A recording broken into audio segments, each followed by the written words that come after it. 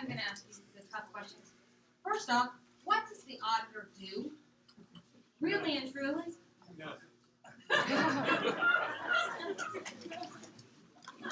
Well, he appoints one of the board of registrars. Part two of that question. So we're in agreement it doesn't?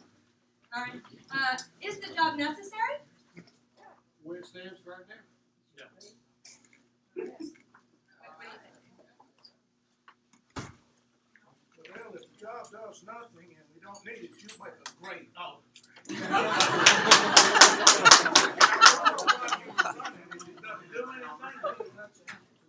Question, but I have a plan to turn it into a job monitor. It can't be done. And it can be done because I've been doing this as a private citizen activist, just like you are, over the last 30 years.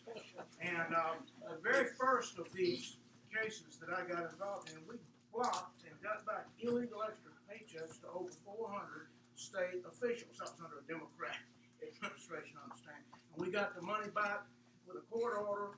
The officials appealed to the state Supreme Court, all 9 of whom had received the check. So they had to step aside and appoint a special fine. We won that, saved a couple of $1 million for the taxpayers, but stopped a precedent. Well, as an auditor, I'll be able to do this kind of conservative constitutional small government activism on a full-time basis.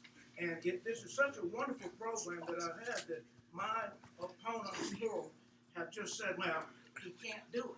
Guess what? I've already been doing it. The proof of the pudding is in the eating, and we've been blocking on a part-time basis wasteful government in 6 or 7 cases over the years. I'll be able to do it full-time. We're going to get into question 2. Wait a minute, I didn't take my full 2 minutes. You didn't. Would you like a few seconds back? Yeah. You're going to get to retort that in the next question. Let me ask the next question, and you roll your 2 answers in this Then way. I get it. Okay,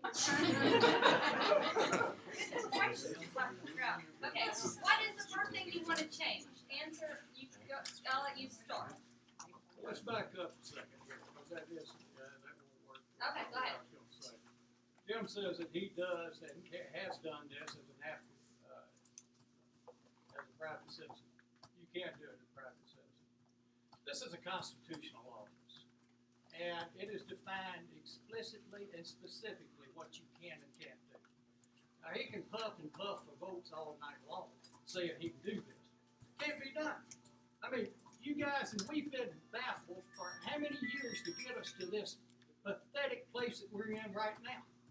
By crap that you have to listen to from candidates saying they'll do something, again, can't do it. He's done what he's done when he was a Democrat. He ran 6, 7 times as a Democrat. And he understands how that works. And he did it when he was a private citizen as a Democrat. So, can't be done. I just wanted to say that. Now, to answer your question there, the specific thing that I What is would the first do. thing you would change, or you would want to change or accomplish? Well, see, the thing about it is, Jim said I'm running for an office now. It does nothing. Well, it does nothing now because it has no power. Most people don't understand that. The power was taken from it around 1939 when the examiners was moved. We're the only state in the United States that doesn't have the examiners reporting to the auditor. So when it left the auditor's office neutered simply because it goes out, it counts chairs, it counts computers, and when we lose $4 million like we have so far and lost, destroyed, or just damaged merchandise, well, we just make a note of it, put it in file, and go on as auditors because you can't do squat about it. Because the examiners has the power to hold someone accountable. My deal, my first thing is to work with Ed Henry and all the other legislators. Ed Henry had a bill in the House last time. Said, okay, let's get it back under where it belongs. That is exactly what needs to be done. That's the first thing I'll do. The second thing, I'll wait for you to ask me that. Well, you've got another 30 seconds. All right, well, the second thing is, the auditor, along with the ag commissioner, along with the governor, appoints the registrars for all the counties except for Jefferson. That's an important job.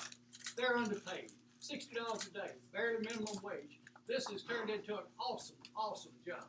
My deal is this: take the money we're letting go away with lost, destroyed, or damaged merchandise that we can pull from there, give those folks a raise because the security of our vote depends on those guys, and that's very important. So those are the two things I do down there. Jim's a lightning rod. Go ahead, Jim. Well, I'm surprised that my opponent is for raising your taxes to give a raise to all these registrars. I'll be able to find enough waste doing what I've been doing